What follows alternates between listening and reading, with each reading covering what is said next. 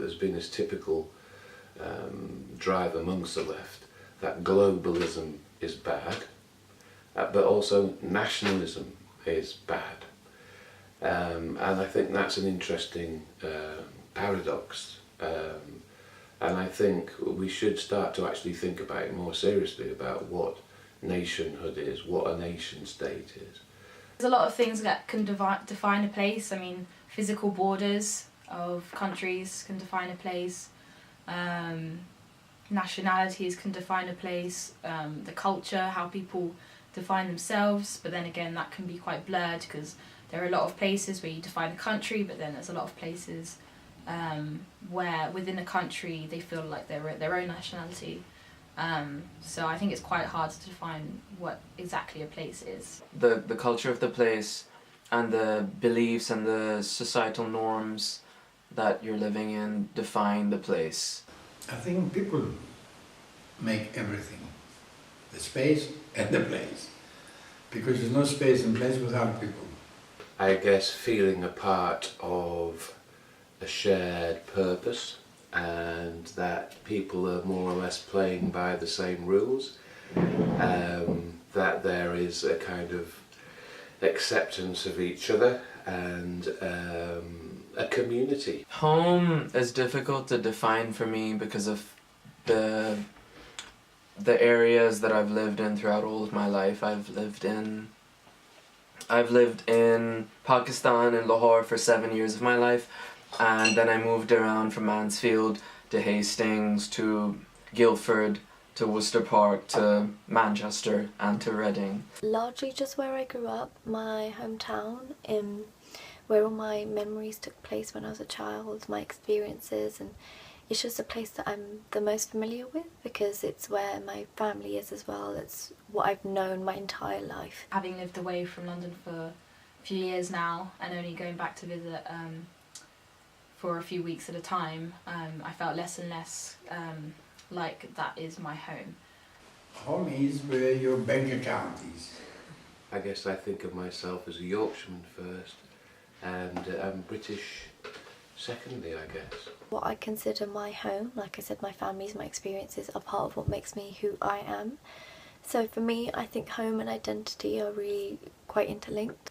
I've lived in other countries before and I've felt both part of that culture and also separate from it at the same time. So I think definitely coming back, I felt less of a sense of being British, or less of a strong sense of being British, and more of a sense of being European. I'm a citizen of the world because I don't identify with a certain place. I mean, where do you define where you're from? Is it where you're born? Is it where you spent your childhood? Is it where you spent most of your life? Is it where you know the language the most of? Is it where you live now? It's really difficult to be able to pinpoint. I fit everywhere. So I think the world is one, and some people try to separate it, but I can't.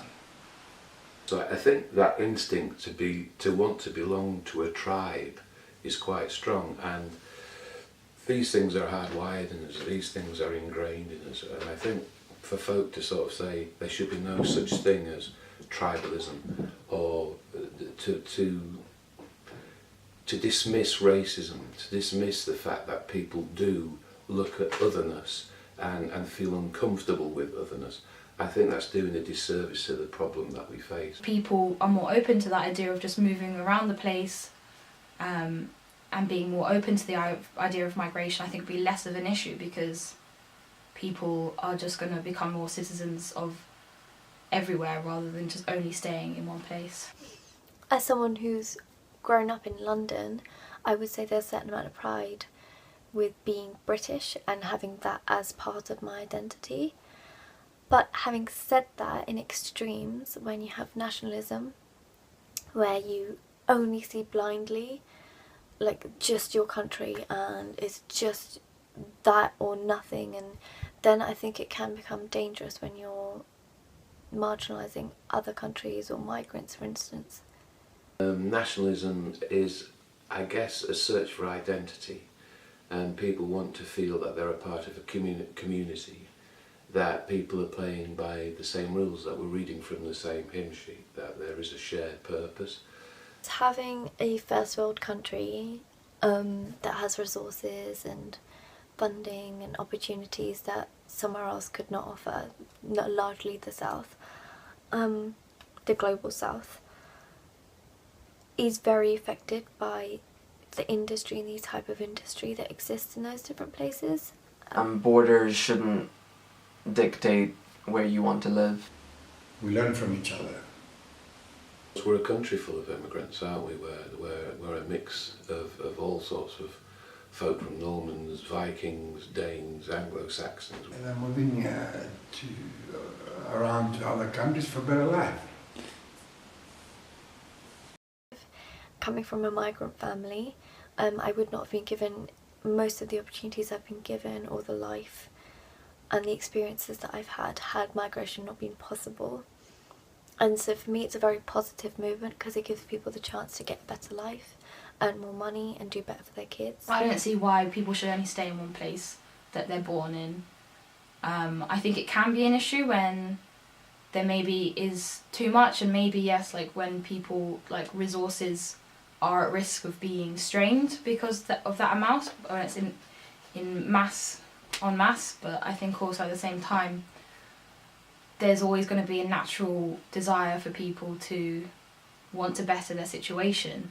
The pressure comes in from the indigenous population is when the numbers grow so strongly, that there are so many numbers that people feel that there is a threat, there is conflict between the indigenous homogenous population and otherness coming in. I guess that's a real pressure, but I think there's a balance to preserve your heritage, but also to respect the host culture. Yeah. But I don't have to be as them, the same as them, because I'm not.